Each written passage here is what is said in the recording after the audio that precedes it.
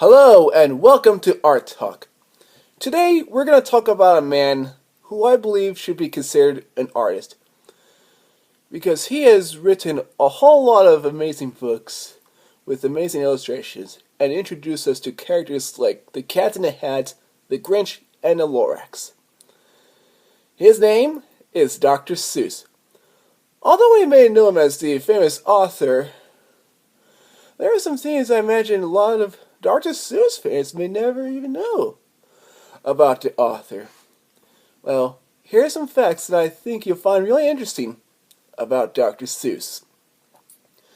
Dr. Seuss was born on March 2nd, 1904 as Theodore Geisel. He became fond of drawing over the years of his youth and eventually decided to draw for different magazines. However, he later had to change his name to Dr. Seuss as we know him today.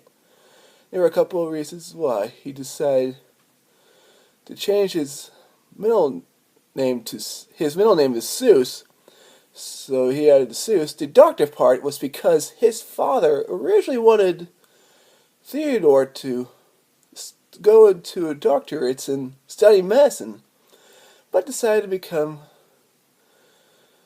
a magazine writer and artist instead.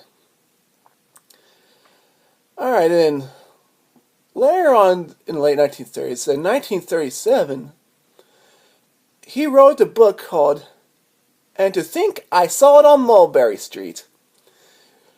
He had written a book, however, unfortunately, he has been rejected by around 20 publishers.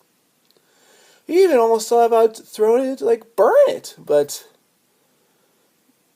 luckily though, that didn't happen, and he continued on to live a great legacy as we know him today. Although, it doesn't just stop there. You see, besides being a famous author, he also lended a hand in the cartooning business.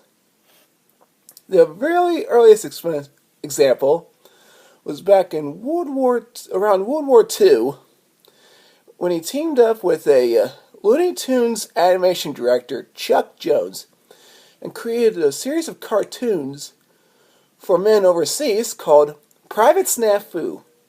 Private Snafu is basically a soldier that shows us what's not to do when fighting in a war.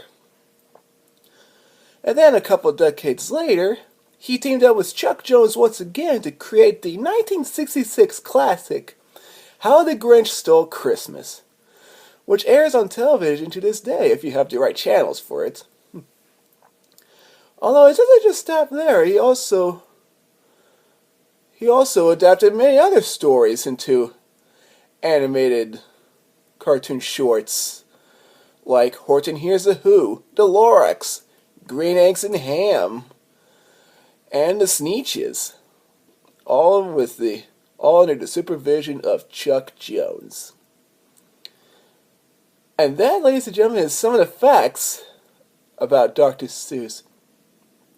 And now, ladies and gentlemen, I want to go ahead and give some of this time in honor of Dr. Seuss. I have written the Dr. Seuss poem in this very book.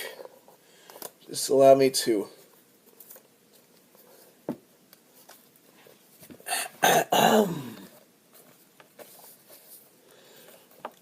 I may not be Sam I am, but boy do I enjoy green eggs and ham.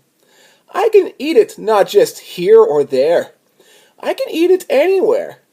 I could eat it on a log with a frog drinking a carton of eggnog. I can eat it in the state of Kentucky with a monkey. I could eat it on a plane while holding someone's brain. I could eat it in a car with a famous movie star. I could eat it on a moose while hanging out with a man named Dr. Seuss. Now you know, even though I'm not Sam I am, I still enjoy green eggs and ham. Well, that's all the time we have for today on Art Talk. If you want to learn more about Dr. Seuss, basically a fun recommendation I do is visit your local library, or if you just like to surf Safari or surf the web, you can just Google Dr. Seuss and find more interesting facts about him.